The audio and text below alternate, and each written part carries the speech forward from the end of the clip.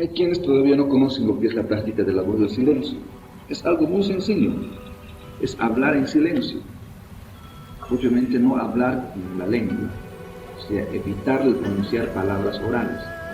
Es uno de los pasos iniciales para cultivar realmente la voz del silencio.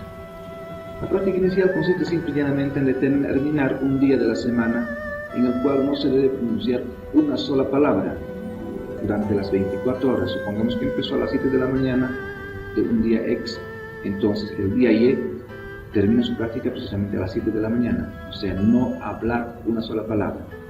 Y si hay necesidad de comunicación, la vida social así lo exige, y la práctica del silencio debe realizarse precisamente en sociedad, entonces hay que comunicarse mediante escrito, mediante nota, si hay urgencia de expresar. Esa es la práctica inicial. En principio hay que cultivar la voz del silencio del cuerpo físico, vale decir la expresión oral. Después, posteriormente, la práctica de la voz del silencio se realiza en otro nivel. Hay que silenciar completamente las expresiones emotivas, sensitivas, todo aquello que represente la actividad propia del cuerpo astral, sentimientos, emociones, rencores, odios, etc.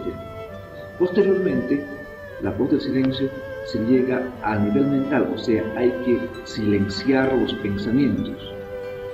Primero no se habla, después no se siente, después no se piensa. Y finalmente hay que anular todas aquellas expresiones volitivas del ego que se generan a través del cuerpo causal.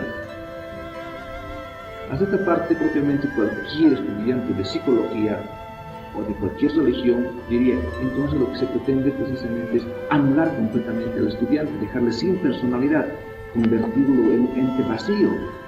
Realmente de eso se trata, respondemos nosotros. El ego no se manifiesta, entonces algo tiene que manifestarse. La esencia, el Buddha.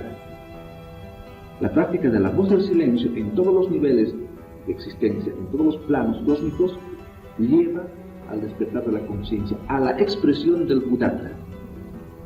Silenciados completamente los yoes a nivel volitivo, mental, astral y físico, magnífica oportunidad para que la conciencia despierte y se libere y experimente el individuo que ha llegado a estas alturas, eso que es el éxtasis básico. Es sencillo, cualquiera puede empezar. Un día sábado, un día domingo, silencio absoluto. Y ya. Y ocurre que algunas veces cuando algunos amigos practicaban, personalmente se me ocurrió, y les pregunté, ¿qué tal la práctica? Y me respondían bien. Se daban cuenta que habían ganado. Y cuando ocurre ese tipo de interrogantes y uno falla, responde oralmente, comienza a notar una fallita.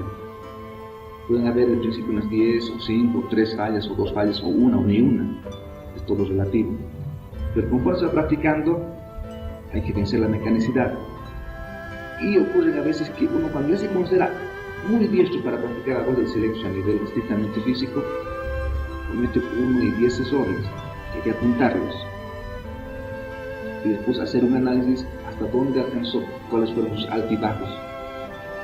Y si durante un magnífico tiempo puede considerar él conciencialmente suficiente, no ha habido expresiones orales, conviene pasar entonces a controlar recién sus sentimientos. Que no se exprese ningún sentimiento, ni positivo ni negativo, ninguna sensación, ninguna emoción, ningún dolor, ninguna angustia, ninguna alegría, porque todo eso es lo que nos expresa él. Cuando se practica la voz del silencio, es obvio que resulta mucho más fácil practicar el IAU, y realmente existe un tanto de fuerza para realizar la práctica.